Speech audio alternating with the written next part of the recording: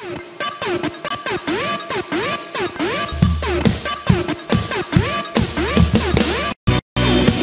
evening, Ikaw family. Naman, samahan niyo kami purihin ang Panginoon sa araw na ito. And we will worship the Lord. Hallelujah. We will not be ashamed. Come on. I made up my mind, no compromise. I will live for you because of the cross and what it cost. I will go for you. Shout His name out, Jesus. Shout His name out, Jesus. Oh, oh, I'm not ashamed of you. Oh, oh, sing it loud. Oh, oh, I'm living for you now. No matter what it costs, I'll go.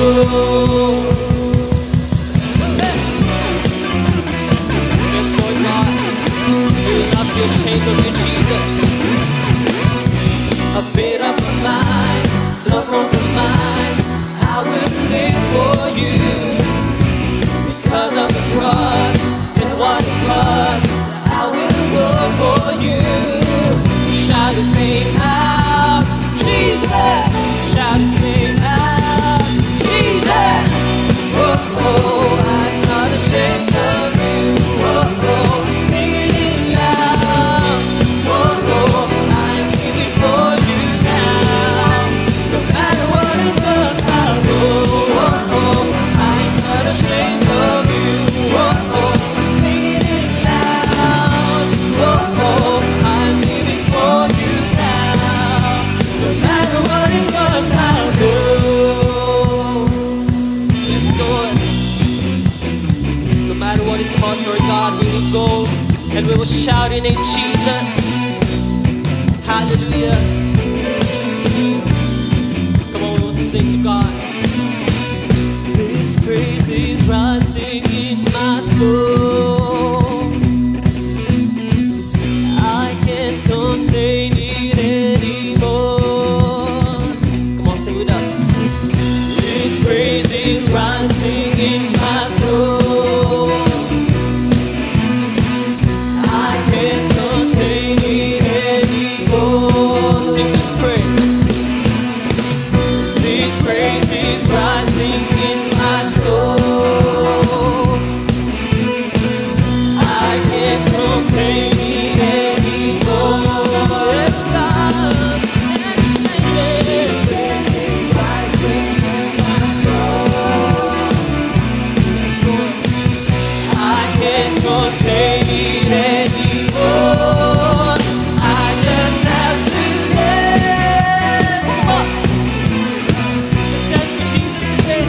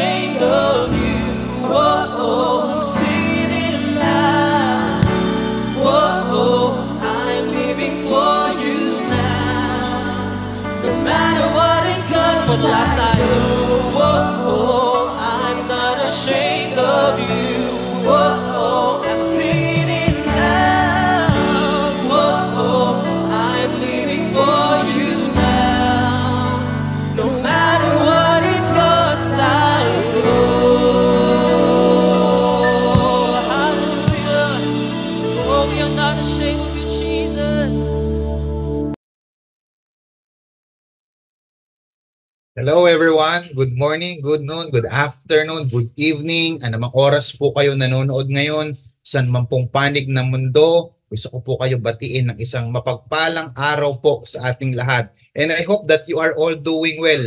Ano man po ang ating mga pinagdadaanan, gusto ko pong sabihin sa inyo na mas marami pa rin po tayong mga bagay na dapat pong ipagpasalamat sa ating Panginoon. Bago po tayo mag-start sa araw pong ito, sa ating pong pananambahan, gusto ko pong itag ninyo ulit yung inyong mga kaibigan, yung inyong mga classmates, yung inyong mga office mates, yung inyong mga kapitbahay, yung inyong mga family, friends, and relatives, at yung mga naiisip nyo pang tao na gusto ninyong mabless. Naniniwala ako kaya po kayo nandito because pinagpapala po tayo ng ating Panginoon sa pamamagitan ng kanyang salita. And I believe nararapat din pong makapakinig dito yung inyong mga kakilala na discouraged, na kinakailangan ng kalakasan, yung mga taong kailangan ng kaligtasan, yung mga taong kinakailangan ng encouragement and direction sa kanilang buhay.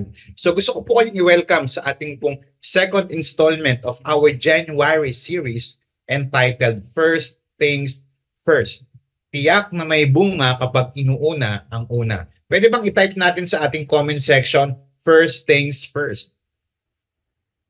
Wow, praise God, praise God. Napaka-importante po ng mga bagay na inuuna natin. Pinag-usapan natin yan ng ating series opener. Example, importante yung first day of the week.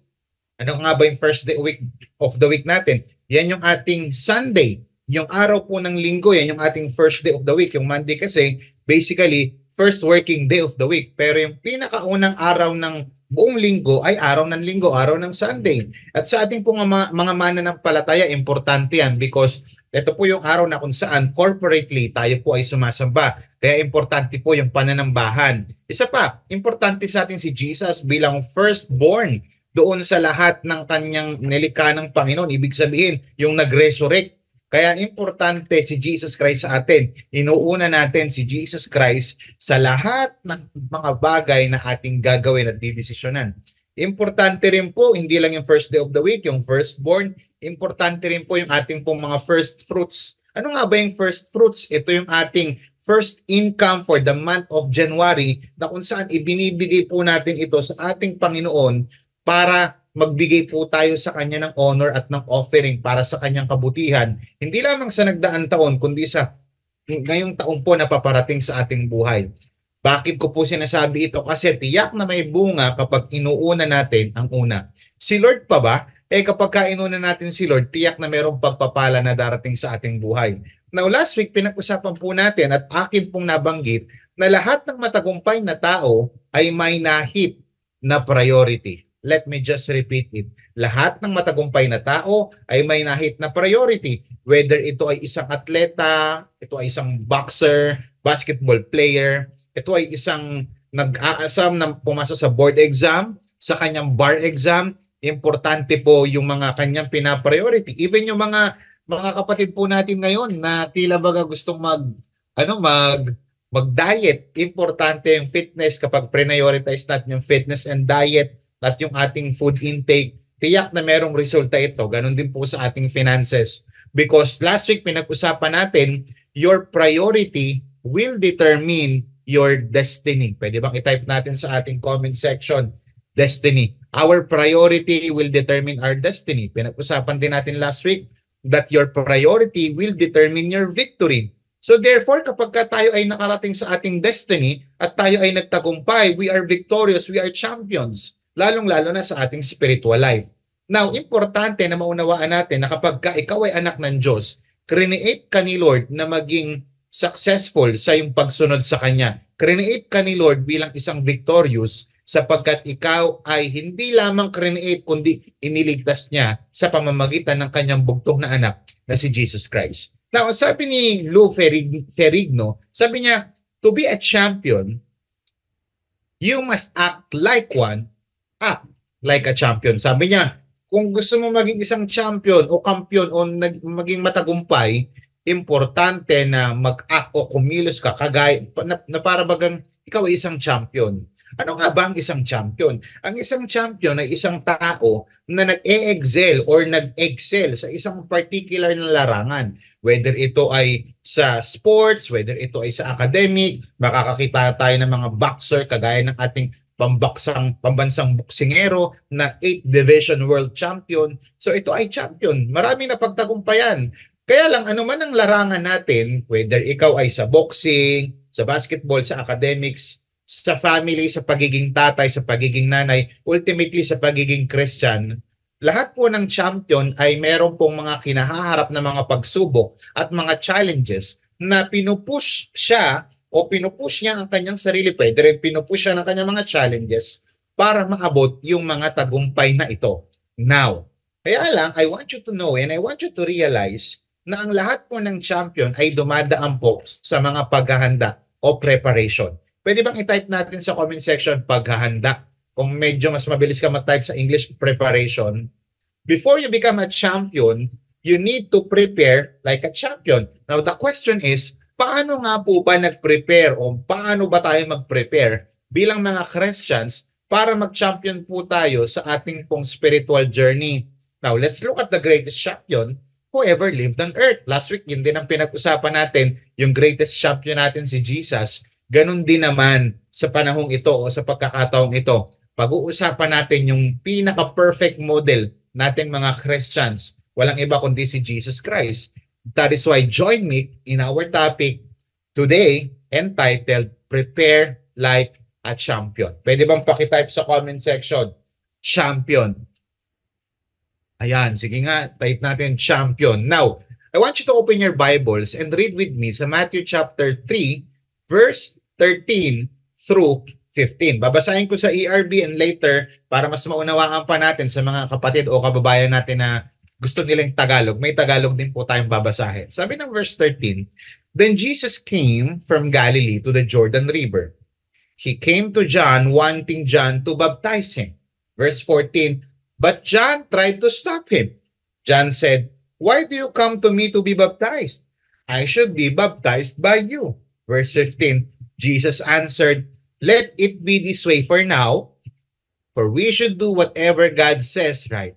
Then John agreed. Tignan natin saglit sa Tagalog Contemporary Bible. Sabi ng verse 13, dumating si Jesus Christ o si Jesus sa ilog ng Jordan o Jordan mula sa Galilea at pinuntahan niya si Juan upang magpabautismo. Sabi po ng 14 o 14, tumutol si Juan na bautismoan si Jesus at sinabi, Bakit magpapabautismo ka sa akin?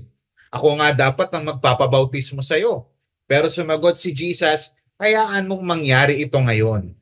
Dahil ito ang nararapat nating gawin upang matupad ang kalooban ng Diyos. Sabi ng Bible, kaya pumayag si Juan.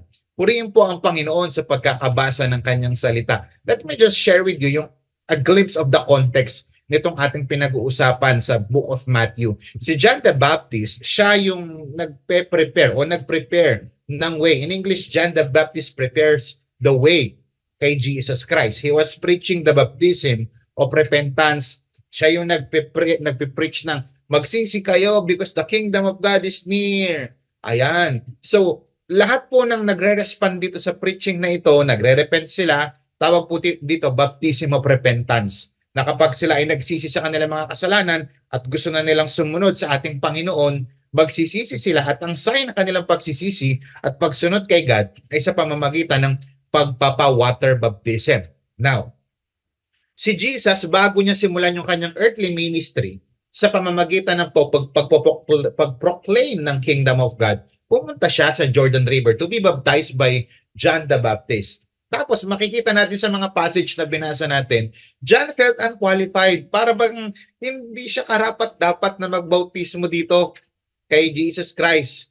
And ang gusto pa nga niya, dapat nga ikaw nga Jesus Christ ang magbaptize sa akin. Why? Because knowing Jesus was the Messiah, ang iniisip ni John, dapat nga ikaw yun eh. Dapat ikaw ang magbaptize sa akin. Now, ang tanong, Baptist. Tapos makikita natin sa mga passage na binasa natin, John felt unqualified. Para bang hindi siya karapat-dapat na magbautismo dito kay Jesus Christ. And ang gusto pa nga niya, dapat nga ikaw nga Jesus Christ ang magbaptize sa akin. Why? Because knowing Jesus was the Messiah, ang iniisip ni John, dapat nga ikaw yun eh. Dapat ikaw ang baptism na ito. Sabi ng Bible, to fulfill all righteousness, sabi ni Jesus Christ. Una, yung baptism kasi kino-confirm si Jesus bilang Messiah.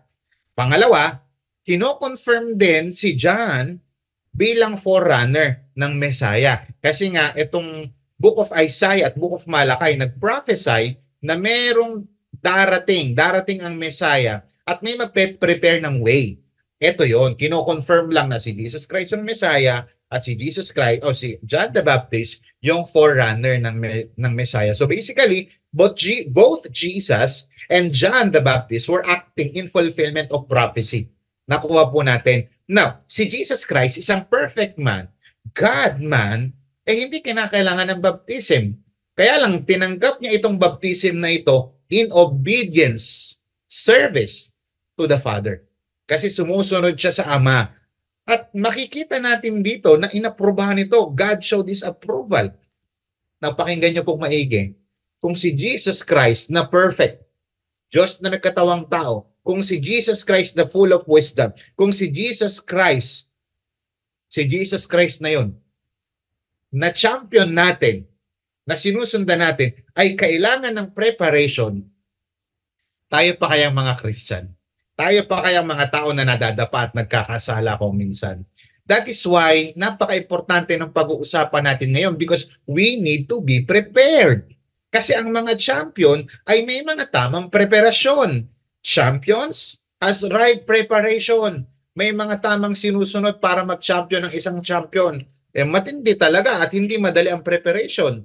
As a matter of fact, isa sa mga greatest boxer of all time, nabanggit din yan, si Muhammad Ali. Sabi niya, I hated every minute of training.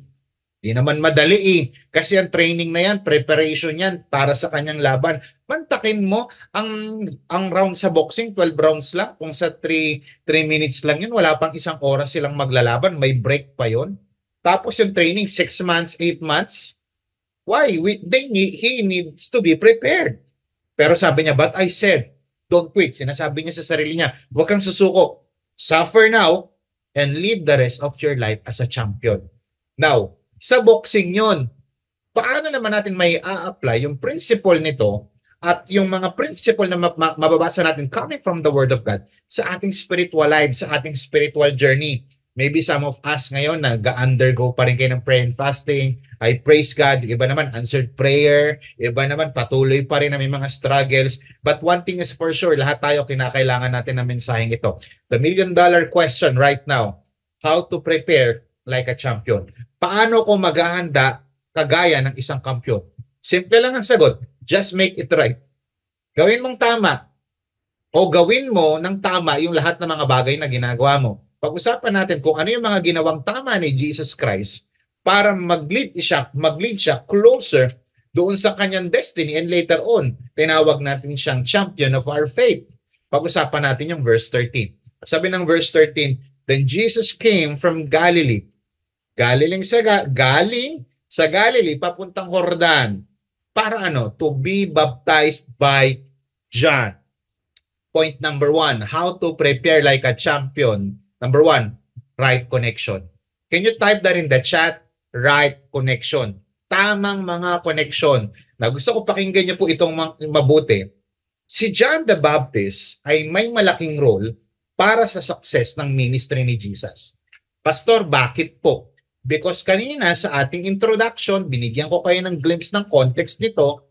Kasi si John the Baptist, siya yung messenger na inappoint ng Ama para i-announce yung pagdating ng anak niya. Para i-announce yung pagdating ng Messiah. Makikita niyan sa Isaiah chapter 4 verse 30 and sa Malachi chapter 4 verse 5. Now, kaya pumunta si Jesus sa Jordan River ay para mabaptize ni John, kaya John the Baptist, para mabaptize ni John, listen to this, at para ma-fulfill ang isang propesiya.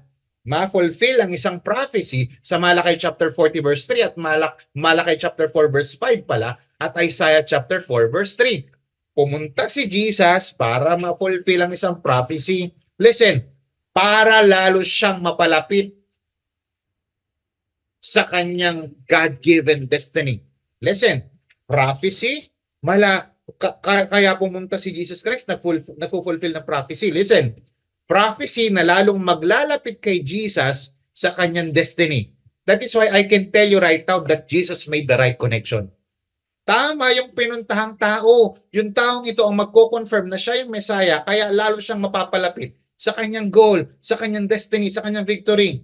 May inihanda na tao si Lord kay Jesus sa daraanan niya para mag-confirm palalo at maglapit sa kanyang dapat patunguhan.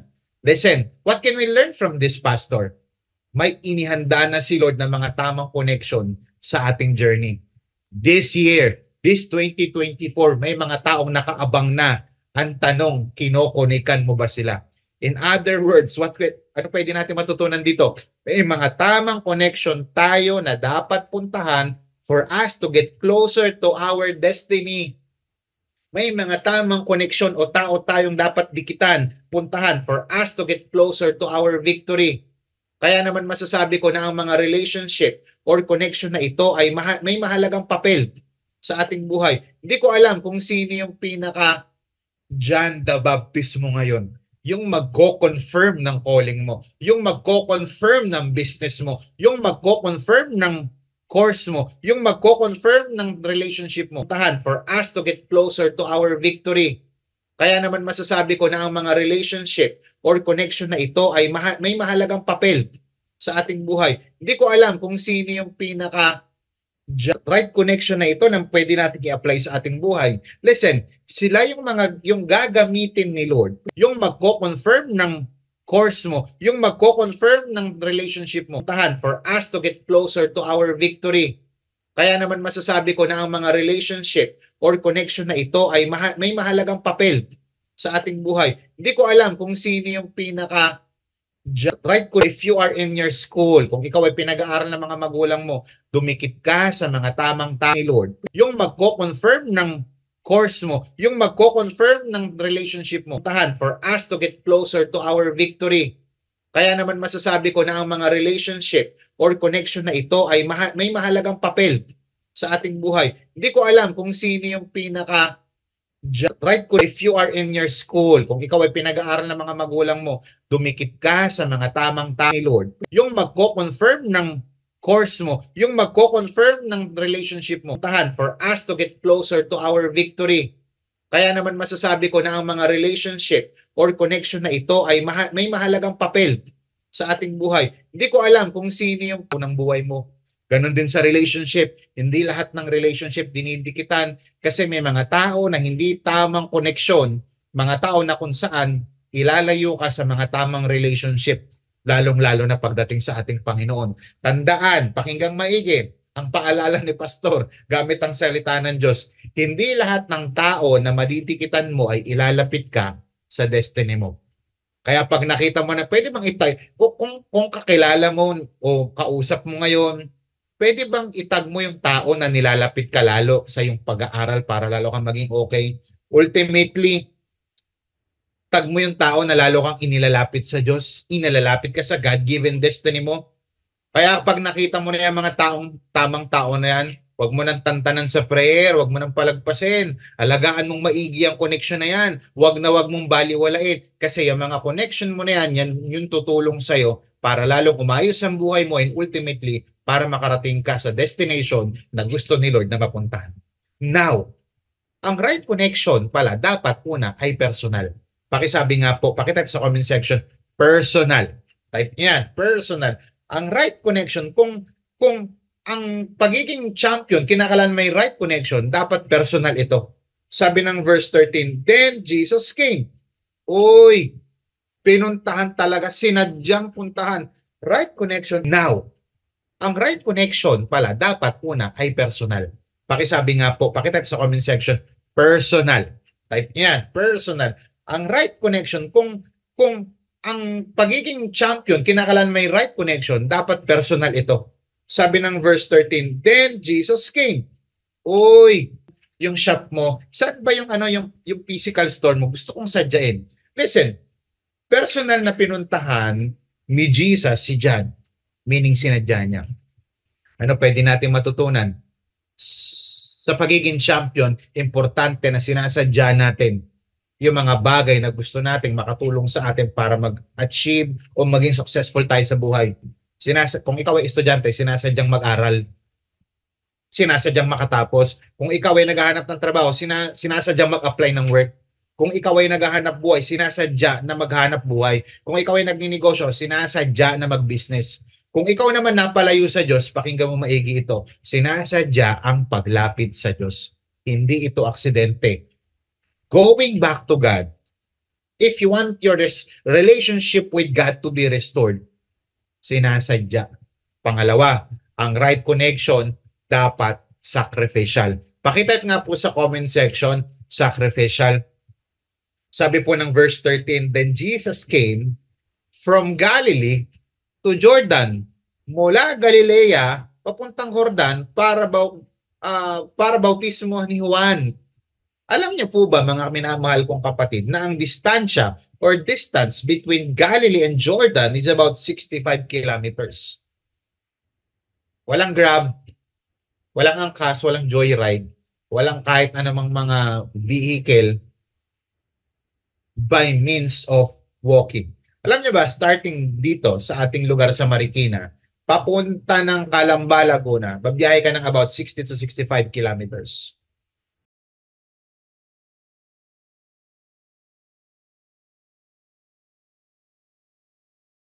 Ang pagpunta sa right connection, alam niya kasi na ito magfulfill sa kanya at ito rin ang magiging dahilan para makita ng maraming tao, ito yung Messiah. Listen, kaya niya kailangan puntahan yun, kailangan niya mag-sacrifice. Relationship with the right connection must be sacrificial. Why? Importante ang sacrifices kapag nakita mo yung tamang connection mo. It involves giving up, yung pagsuko mo ng mga bagay na gusto mo para sa kapakanan ng ibang tao. Sino dito na in love na? Kung ikaw ay na in love na, di ba? Masasabi mo yan, kailangan kong isakripisyo ang lahat para sa minamahal ko. O yung mga nanay na naririto, bakit kinakailangan nila mag-abroad? Why? Ayaw naman nila, umiiyak pa nga sila pagka departure niya, ting, ting, ting, ding, ding, dong, sa airport. But they need to do it. Kailangan nila mag-sacrifice kasi yun yung kinakailangan mangyari. May iba't ibang mukha ang sakripisyo. Pwede mong isacrifice ang personal preference. Sige, adobo na nga lang kainin. Kahit di ako kumakain ng adobo, yan ang kakainin natin. Kasi love kita, dapat nakakonect ako sa'yo, gagawin ko. We need to prioritize other person's happiness kaysa sa kaligayahan natin. Ganon din ang pagsuserve natin kay Lord. Mas kinakailangan unahin natin yung mapasmile natin si Lord kaysa mapasmile natin ng ibang tao. Our goal as champions is to please God rather than man. Ang mga champion ay may mga sacrifices na ginawa bago makamit ang tagumpay. Kung gusto mo mag-champion sa buhay, dapat willing kang mag-sacrifice. O kung ikaw ay nag-aaral, sacrifice mo na sa school. Huwag mo na puro lakwatsa. Huwag mo na puro computer games. Huwag mo na puro kilig-kilig. Kung ikaw naman ay nagtatrabaho, sacrifice mo na, huwag puro add to cart. Tapos mas marami pang nabibili mo sa add to cart sa sarili mo kaysa sa pamilya mo. Balance. Kung ikaw ay nagninegosyo, huwag mo na kalusugan, sacrifice mo na. Ang hirap magpapayat Mahirap talaga Mahirap din naman lumobo. Pili ka na lang kung saan sa dalawa. Sacrifice. Type sa comment section, sacrifice. Sa finances, ganun din. Sa relationship, pagiging magulang, pagiging nanay, pagiging girlfriend, pagiging asawa, lalong-lalo na sa pagiging anak ng Diyos, importante ang sakripisyo sa isang relationship. If you want to become a champion this 2024, learn how to sacrifice for the good of other people and for the glory of God. Pangatlo, it must be beneficial. Type sa comment section, beneficial. Sabi ng Bible, then Jesus came from Galilee to Jordan to be baptized by John. You see, pwede naman marami siyang puntahan na bakit ito? Because it's not about the volume, listen to this, the volume of your connection, hindi sa dami. It's more on the value. Ng maraming kaibigan at maraming koneksyon. Pero hindi ito patungkol lang sa dami. Ang dami mong kaibigan, hindi naman lahat totoo. Ganun din sa mga tamang connection, dapat valuable. Ang mga champion ay may mga tamang connection. Imagine may mga boksingero, hindi naman lahat coach nila.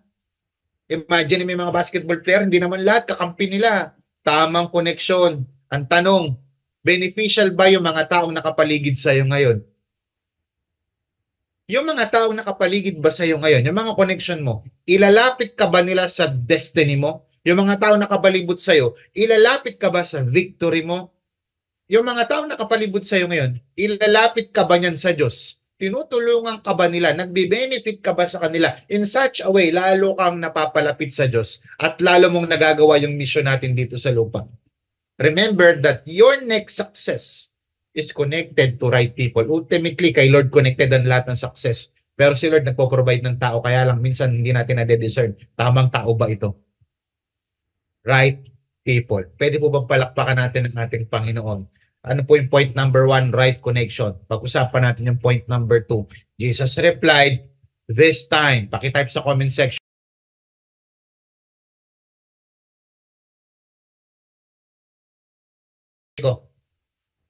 We must do everything correctly as God wants it. So John did what Jesus asked him to do. Ano po yung una? How to prepare like a champion. Yung mga champion may mga right connection. Ang mga champion, point number 2, alam yung right timing. Everybody type that in the chat, right timing. Sige po, i-type nyo right timing. Nakikita nyo po yan sa ating PowerPoint, right timing. Thank you. Now, pakinggang maigi. Alam nyo po, sa totoo lang, pwede naman magpabaptize si Jesus dati pa eh. Alam nyo ba, Jesus was baptized when he was about 30 years old. When he was 30 years old. Pwede naman siyang magpabaptize pag 31. Mas feel ko bata-bata pa. Pwede naman ako magpabaptize o pwede naman magpabaptize si Jesus Christ ng 29 years old. Pwede naman 21 years old. Kaya lang hindi pa timing. Now, ang malaking katanungan, how to know if it is already the right time? Paano ko malalaman kung timing na? Number 1, there must be an adoration. Sa Tagalog, meron dapat pagsamba. Ano ibig sabihin nun? We have to make sure that it will glorify God. Yung mga ginagawa natin, paano ko malalaman kung timing na at para kay Lord to? E di dapat nag-glorify siya. Sabi ng verse 15. Pero sumagot si Jesus, hayaan mong mangyari ito ngayon dahil ito ang nararapat nating gawin upang matupad ang kalooban ng Diyos. So therefore, make sure that whatever kung ano man ang ginagawa natin, it must glorify God. Now, pakinggang maigi, si Jesus Christ, sa mga panahong ito, tinuturuan tayo ng importansya ng pagsusurrender ng ating mga kagustuhan para sa kalooban ng Diyos. Listen, sa ating pong mga buhay, kadalasan nakaka-encounter tayo ng mga sitwasyon na na-challenge tayo mag-decide. Mga sitwasyon na nako-confuse tayo at yung mga sitwasyon na tila baga parang ang hirap. At minsan napapa-question tayo sa mga purpose nito. At kung minsan kinakailangan nating tanggapin ito. Listen, however, sa pamamagitan ng pagsamba, ng pag-glorify kay Lord at sa pamamagitan ng humble na acceptance sa plano ni Lord, maiaalay natin yung ating mga sarili sa divine purpose ni Lord. Sa buhay natin, dapat masigurado natin na sa lahat po ng action natin, sa lahat ng decision na gagawin natin, dapat ito ay guided ng isang motivo to glorify God. Soli Deo Gloria. Kagaya ng sinabi ni Jesus Christ, ito ang nanarapat nating gawin upang matupad ang kalooban ng Diyos. So see to it, sa lahat ng aspeto ng buhay natin, sa school, sa career, sa business, sa health, sa finances, sa relationship, even sa ating walk with God. Let us ask ourselves, ang ating mga kilos ba ay naaayon sa salita ng Diyos? Diyan mo malalaman kung timing. Nag-glorify mo si Lord. Yung kilos ko ba, yung pananalita ko ba naaayon sa salita ng Diyos? Tayo ba ay nabubuhay na naaayon sa paraang nagbibigay ng glory sa Kanya? Tandaan natin mga kapatid na ang pagsamba ay hindi lang pag-acknowledge sa isang makapangyarihan Diyos. Ang pagsamba, ito rin ay patungkol sa ating buhay na nagbibigay ng glory kay Lord sa pamamagitan ng ating pagsunod. Paano ko malalaman kung timing na? Dapat may adoration. Pangalawa, there must be an accomplishment. I call it divine accomplishment. Hindi kasi lahat ng na-accomplish natin pang sa Diyos eh. May accomplishment tayo na para sa sarili lang na hindi para kay Lord. May mga kaya ako nagtagumpay kasi magaling ako. Gusto ko yan eh. May mga accomplishment ang tao na hindi pinapa-accomplish ni Lord. Sabi ng Bible, we must do all God wants us to do. Hindi kasi lahat ng ginagawa ng tao ay gustong ipagawa ng Diyos. Pwedeng ginagawa mo pero ayaw ni Lord. Kaya nga, paano ko malalaman kung timing na ito para mag-champion ako para sa aking way papunta sa success, sa aking spiritual success? Siguraduhin mo na may divine accomplishment yan. Will you accomplish something that God requires? Yan ang malaking katanungan. Gagawin mo ba kung anong inuutos ni Lord? Kasi para sa atin, mga Christians, dapat ang tunay na success ay yung makilala. Listen to this. Ang true biblical success is knowing God, knowing His will, and doing it. Kasi may mga bagay kang gusto pero hindi gusto ni Lord. May mga bagay na nagpapasaya sa'yo pero hindi nagpapasaya kay Lord. Paano ko malalaman kung timing na itong ginagawa ko? Una, dapat nag-glorify si Lord. Pangalawa, dapat divine accomplishment yan. Ibig sabihin, itong accomplishment na ito, pinapagawa ni Lord. Kasi kahit sabihin mong accomplish ka sa buhay, kung hindi naman yun yung pinapagawa ni Lord, baliwala ang lahat. Kaya pakinggan niyo po itong mabuti. Biblical success is knowing God, knowing His will, and doing it. Kung gusto mong maging matagumpay ka at champion ka sa mata ni Lord, siguraduhin mo na kung ano yung pinapagawa niya, yun yung gawin mo. Kung ano yung nagpapasaya sa kanya, yun din dapat ang nagpapasaya sa iyo. Kasi ang tunay na champion, listen to this, ang tunay na champion ay masunod mo ang gusto ni Lord sa buhay mo. Hanggat hindi mo pa naggagawa ang gusto ni Lord sa buhay mo, kahit saan ka pa mag-champion na larangan, kung hindi yun ang pinapagawa ni Lord, hindi ka champion sa mata ng Diyos. Pangatlo, there must be an agreement. Uy, adoration. Uy, accomplishment. Uy, agreement. Ang sabi ng verse 15, but Jesus answered him, let it be so for now. Hayaan mong mangyari ito ngayon. For in this way we shall do all that God requires. Pakinggang maigi. Sabi ni John, okay. So John agreed. Paano ko malalaman kung timing na? Dapat may confirmation. Pakinggan niyo po ito mga maigi mga kapatid, lalong-lalo na sa mga may pinagpipray ngayon at nag-aantay ng confirmation. Paano mo masasabi na tamang timing na? Paano mo masasabi na tamang timing na mag-girlfriend-boyfriend? Paano mo masasabi na tamang timing na mag-invest sa negosyo? Paano mo masasabi na tamang timing na ng pag-aayos ng buhay? Paano mo masasabi tamang timing na yung mga bagay na ipinagpipray mo? Abroad, relationship goals, kasal, paano mo malalaman? Pakinggan maigi. Ang mga salitang ito ay ang mga salitang ito ay isang makapangyarihang patunay o powerful testimony sa kahalagahan ng agreement para masabi mong right timing na. Kinakailangan may confirmation. It reminds us, itong usapan ni Jesus and John, it is a reminder na yung journey natin with God, listen to this, ay nag-i-involve ng mutual understanding, yung harmonious alignment. Hindi lamang na gusto natin, kundi yung gusto, kung ano yung gusto ng ating Panginoon.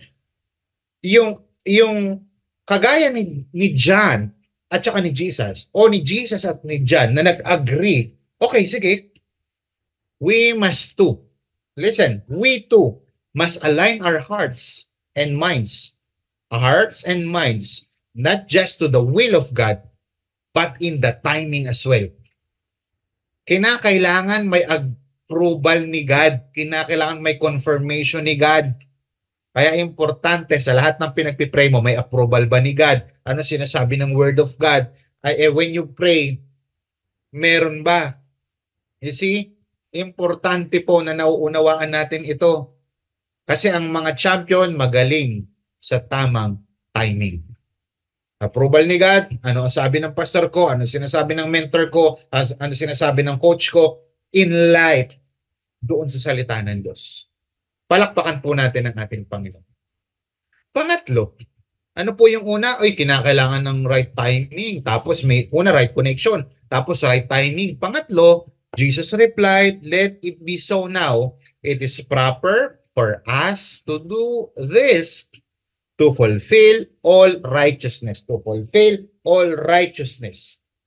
Paano ako magiging champion? Pangatlo, right purpose. Malalaman mo na champion ka na spiritually, malalaman mo na tunay kang champion sa buhay kapag ka ginawa mo yung tamang purpose. Hindi kasi lahat ng ginagawa tamang purpose. Si Jesus, pakinggan maigi. Si Jesus, sabi niya, to fulfill all righteousness. Ay, matindi. Alam niya ang kanyang pagparito. Klaro sa kanya kung yung kanyang purpose. Para kay Jesus, malinaw na may rason ang lahat ng ginagawa niya. Ba't siya nagpakain? May rason yun. Bakit siya, why he turned water into wine? May reason din yun. Bakit siya bumuhay ng patay? May reason yun. Lahat ng bagay may reason. Ganon din dapat sa ating buhay. Kaya champion si Jesus Christ kasi alam niya ang purpose o rason ng lahat ng ginagawa niya. Ikaw, ako, alam ba natin ang purpose kung bakit mo ginagawa yan? Bakit ka nag-aaral? Listen, pakinggan niyo pong maigi ito. Ang purpose, kaya importante ang purpose, alam mo dapat purpose mo sa buhay. Kasi ang purpose ay nagbibigay ng direction. Ang isang tao may purpose, may direction sa buhay yan. Hindi naliligaw ang isang tao na merong purpose. Di ligaw ang buhay. Hindi ligaw ang buhay niyan. Bigyan kita example. Sa school, kapag alam mo yung purpose, ba't ka nag-aaral? Hindi ka basta-basta maliligaw. Yung iba hindi nga nanliligaw eh. Yung iba hindi basta-basta nagpapaligaw. Bakit? Ang purpose na ito eh. Sabi ng mga nanay, ang purpose mo ha, sa school, mag-aral lang muna. May mga magulang sa akin, nakakausap ko, Pastor, pag sabihan mo nga yung anak ko, ganyan, hindi alam ang purpose sa school. Nagbubulakbol, pumuporma, wala naman masamang pumorma. Pero kapag alam mo ang purpose mo, ba't ka nag-aaral, ba't ka pinag-aaral, mag-aaral ka sa karir. Kapag alam mo ang purpose mo, ba't ka nagtrabaho, nagnegosyo. Pag alam mo purpose, ba't ka nagpapapayat? Pag alam mo purpose, ba't ka nag-iipon? Pag alam mo ang purpose, ba't ka pumasok sa relationship? Hindi ka maliligaw. Kaya maraming ligaw sa school, sa career, sa business, sa health, sa finances, sa relationship, even sa religion. Akala nila ang religion, debate lang, mag-gain lang ng knowledge. Hindi. Kapag hindi mo alam ang purpose mo sa buhay, wala kang direksyon. At kadalasan ng mga taong walang direksyon, syempre, hindi mo alam papuntang Cubao, di maliligaw ka. Isa pa, ang purpose, kaya powerful ang purpose. Kaya alamin mo purpose mo kasi ang purpose ay nagbibigay ng focus. Uy, direction, focus. Kasi pag walang direction, hindi mo alam kung saan ka pupunta, maliligaw ka. Pag may focus ka, hindi ka maguguluhan, hindi ka malilito. Hindi magulo ang buhay ng taong may purpose. Kapag alam mo ang purpose mo, hindi ka maguguluhan bakit nasa school ka. Kapag alam mo ang purpose mo, hindi ka maguguluhan bakit ka nagtatrabaho. Kapag may purpose ka at may focus ka, may direction ka, hindi ka maliligaw at maguguluhan bakit ka nagnegosyo. Kapag ka may purpose ka sa buhay, hindi ka maguguluhan ba't kinakailangan mo mag-exercise at mag-ipon. Ultimately, kapag may purpose ka, hindi ka aayaw basta-basta sa yung relationship kay Lord. Hindi ka lalayo kay Lord. Hindi ka lalayo sa church. Kasi alam mo, may tamang direction ka kapag ikaw ay nasa loob ng simbahan ng ating Panginoon. So ano ang nadudulot ng purpose na ito? Una, ang purpose has a great cause. Meron pong dakilang layunin yan, hindi basta-basta yan. Ang layunin ng cellphone, pang-communicate. Ang layunin ng rice cooker, panluto ng bigas. Ang layunin ng ilaw, magliwanag. Ano purpose mo? Si Jesus Christ, alam niya purpose. A great cause is something that is worth fighting for. Now, kanina sinabi ko, may at least dalawang dahilan bakit kinakailangan yung phrase na to fulfill all righteousness. Doon sa sinabi ni Jesus Christ, gawin mo, bautismuhan mo ko. We need to fulfill all righteousness. Yun na nga yun. Yung baptism, kino-confirm si Jesus bilang Messiah, at yung baptism, kino-confirm si John bilang forerunner ng Messiah. Meaning si Jesus and John were acting in fulfillment of prophecy. Ano connection yan? May purpose kasi sila sa buhay. Hindi lang sila basta inire, hindi lang sila basta isinilang na walang layunin. Kapatid, hindi ka lang basta isinilang at inire ng nanay mo o biniyak kung cesarean man. Hindi ka basta-basta huminga ngayon ng walang purpose. If you are a Christian, God wants you to be a champion, kagaya ng kanyang bugtong na anak. Because our lives must be patterned upon the life of Jesus. Now, ang tanong, anong konteksto ng pagiging champion ni Jesus? Hindi natin makukuha ng lahat ng palakpak. Kasi sa atin, pag champion sa mundo, lahat may palakpak. Hindi lahat papalakpak kay Jesus. Nung nakapako si Jesus Christ sa cross, wala nga pumapalakpak eh. Meron pang ang nang aasar eh. Tandaan mo, kung champion ka spiritually, kung champion ka sa faith, hindi lahat papalakpak sa'yo. May mga taong may inis sa'yo. Pero as long as you have that desire to please God for this great cause, hindi ka basta-basta susuko. Sabi ni Dennis Waitley, sabi niya, champions are propelled. Pag sinabing propelled, sa makina may propeller yan. Yan yung nagtutulak, yan yung nagpapaandar. Yan ang sinasabi niya. Champions are propelled by desire. What's our desire? Our desire is to please God. Our desire is to live right in front of God and in front of people. Not compelled by fear. Dapat ang nagtutulak sa atin para magpatuloy sa ating prayer meeting. Bakit ka nagpapatuloy sa devotional time mo? Ba't ka nagpapatuloy sa life group? Ba't ka nagpapatuloy umattend sa church? Ba't nagpapatuloy ka na magpa-disciple? Ba't nagpapatuloy ka mag-devotion? Ba't nagpapatuloy ka sa pag-pray and fasting? Ba't nagpapatuloy kang sumamba kahit maraming problema? Kasi champion ako on the way na. Kasi meron akong desire to please God. Una, dapat may great cause ang purpose. Pangalawa, dapat yung purpose mo God-centered. Umattend sa church, ba't nagpapatuloy? Gagawin dapat natin lahat ng tama. Ano yung una? Dapat may great cause. Pangalawa, ba't nagpapatuloy kang sumamba kahit maraming problema? Kasi champion ako on the way na. Kasi meron akong desire to please God. Una, dapat may great cause ang purpose. Pangalawa, dapat yung purpose mo God-centered. Umattend sa church, ba't nagpapatuloy? Gagawin dapat natin lahat ng tama. Ano yung una? Dapat may great cause. Pangalawa, ba't nagpapatuloy kang sumamba kahit maraming problema? Kasi champion ako on the way na. Kasi meron akong desire to please God. God-centered. Mga kapatid, yung salitang ito, we must do everything correctly as God wants it. Hindi lang ito simpleng instruction. Ito ay powerful statement ng isang divine principle na dapat nag-guide sa buhay natin. Ano yun? Ang tamang purpose ay nakasentro sa ating Panginoon. The Bible is not about you, although may mga principle tayo nakukuha dito, pero Christocentric dapat ang preaching, Christocentric ang buhay, Christocentric ang messages, Christocentric. Pag sinabing Christocentric, nakasentro statement ng isang divine principle na dapat nag-guide sa buhay natin. Ano yun? Ang tamang purpose ay nakasentro sa ating Panginoon. The Bible is not about you, although may mga principle tayo nakukuha dito, pero Christocentric dapat ang preaching, Christocentric ang buhay, Christocentric ang messages, Christocentric. Pag sinabing Christocentric, nakasentro statement ng isang divine principle na dapat nag-guide sa buhay natin. Ano yun? Ang tamang purpose ay nakasentro sa ating Panginoon. The Bible is not about you, although may mga principle tayo nakukuha dito, pero Christocentric tagpuan lamang kapag ang ating buhay ay nakasentro sa ating Diyos. Listen, sabi ni Muhammad Ali, champions aren't made in the gyms. Champions are made soon. Ang tamang purpose ay nakasentro sa ating Panginoon. The Bible is not about you, although may mga principle tayo nakukuha dito, pero Christocentric tagpuan lamang kapag ang ating buhay ay nakasentro sa ating Diyos. Listen, sabi ni Muhammad Ali, champions aren't made in the gyms. Champions are made soon. Ang tamang purpose ay nakasentro sa ating Panginoon. The Bible is lahat yun nakasentro dapat kay Jesus. Lahat ng desire ko, lahat ng pangarap ko, even my vision, ang ating buhay ay nakasentro sa ating Diyos. Listen, sabi ni Muhammad Ali, champions aren't made in the gyms. Champions are made soon. Ang tamang purpose ay inevitable.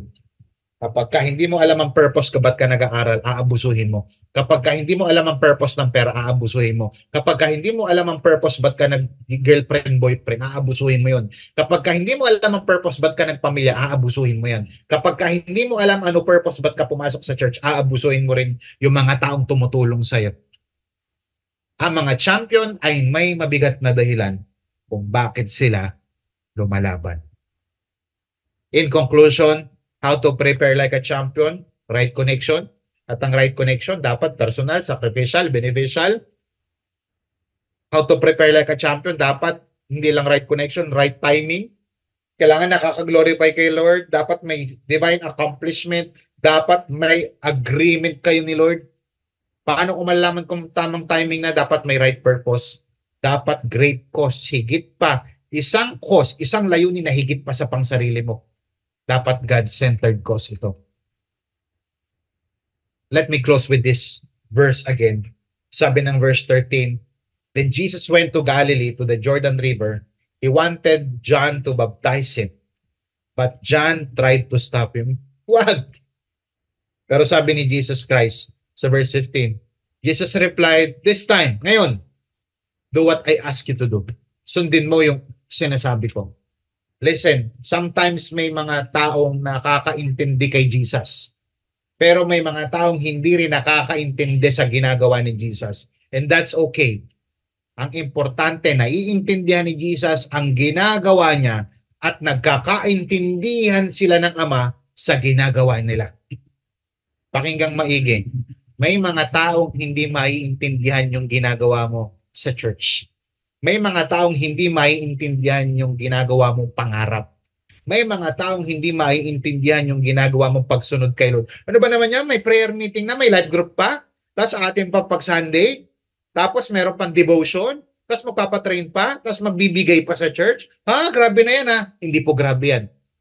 Hayaan mo yung mga taong hindi ka maintindihan. Magpatuloy ka lang. Kasi as long as naiintindihan mo yung ginagawa mo at nagkakaintindihan kay ni Lord kasi may personal intimate relationship sa Panginoon. Gawin mo lang ng gawin. Yes, may struggle. Pero you are a champion sa mata ng Diyos. Bakit? Kasi tagumpay ka kay Kristo. Norman Vincent Peale sabi niya, it takes struggle, a goal, and enthusiasm to make a champion. Kapatid, hindi tayo excuse sa mga problemang pagdadaanan natin this year. May mga struggle, pero part yun ng pagiging champion mo. Yes, pwedeng bumagsak ka, pwedeng mag-fail ka, pero sa ating mga Christian, sometimes we win, sometimes we learn. Sana matutunan mo na lalo magtiwala sa Panginoon. Sa kanyang right timing at may right purpose. At siya lang ultimately ang ating right connection. Yes, magdadala si Lord ng mga tao, pero dapat ang ultimate connection natin sa Panginoon pa rin. Hindi maiintindihan ng lahat ang gagawin mo this year na pagsunod kay Lord. Ang importante, naiintindihan mo at nagkakaintindihan kay ni Lord. Manalangin tayo. Panginoon, maraming salamat po sa hapon, umaga, tanghali, or gabing ito. Salamat, Panginoon, dahil sa kabila po ng aming mga pinagdadaanan, may mga taong hindi kami maintindihan sa aming mga panahon na kami nag-i-struggle, natutumba, bumabagsak at sa aming pagsunod sa inyo. Pero buti nilang naiintindihan ko na mahal mo ko. Naiintindihan ko na mahal din kita. At nagkakaintindihan po tayo. Lord, sa mga sandaling ito, alam ko, maraming champion ngayon ang bagsak. Let me tell you this, habang tayo nagpipray. Lahat ng champion dumaan sa pagkakabagsak. Walang champion na hindi dumaan sa knockdown. Maaring sa aming pagsunod sa inyo, pero buti nilang naiintindihan ko na mahal mo ko. Naiintindihan ko na mahal din kita. At nagkakaintindihan po tayo. Lord, sa mga sandaling ito, alam ko, maraming champion ngayon ang bagsak. Let me tell you this, habang tayo nagpipray. Lahat ng champion dumaan sa pagkakabagsak. Walang champion na hindi champion. Walang iba kundi si Jesus Christ. Seek first the kingdom of God and His righteousness, and all these things shall be added unto you. Father, I pray for salvation, I pray for restoration, provision, and healing sa akin pong mga kapatid. If you are considering to quit in life, huwag mo munang gawin. May pag-asa pa. Dahil may pag-asa, sino mang tao na ang kanilang pag-asa ay kinukuha nila sa ating Panginoon. I-consider mo si Jesus Christ sa buhay mo. Repent of your sins and surrender your life to Him. Believe in what He has done on the cross at hindi sukuha na pa mga ginawa mo. Believe in Jesus Christ and you will be saved. Maraming salamat po, Panginoon Diyos. Salamat for this message. Thank you for this powerful, life-changing message. In Jesus' mighty name we pray. Amen and amen. Palakpakan po natin ang ating Panginoon. Praise God, praise God, praise God. I hope po lahat po tayo na-bless sa umaga, tanghali, hapon, gabing ito, sa araw pong ito. Ngayon po, dadako po tayo sa pagbibless naman sa ating Panginoon. Nandirito po sa ating comment section, andyan din po sa ating screen yung paraan o mga kaparaanan para tayo po ay magbigay ng ating tithes and offering. Ngayon pong January, nire-remind ko kayo, panahon po ito para magbigay tayo sa Panginoon ng ating pong mga first fruits. Yung ating unang allowance, ating unang sweldo, yung ating unang kita for the month of January. Yan po yung principle na sinusunod natin sa Bible. Prinsipyo po na naniniwala ako na kapag kasinunod natin ay may pagpapalang nakalaki. If you believe in the principle of tithing, you must also believe in the principle of first fruit. Kaya po ngayon January, nire-remind ko kayo, panahon po ito para magtanim po tayo sa kaharian po ng Panginoon at ang Panginoon po ang bahalang magbalik sa inyo ng inyong mga naitanim sa kaparaanan. Siya lang po ang nakakaalam, pero masusurprise ka dahil God is making ways right now in all aspects of your lives. Maraming salamat po. Thank you for joining. Next week, napakaganda ng ating pag-uusapan. This is Pastor Paul of Amazing Hope, Marikina Campus saying, love God, love people. Let's continue to make disciples. God loves you. Bye-bye.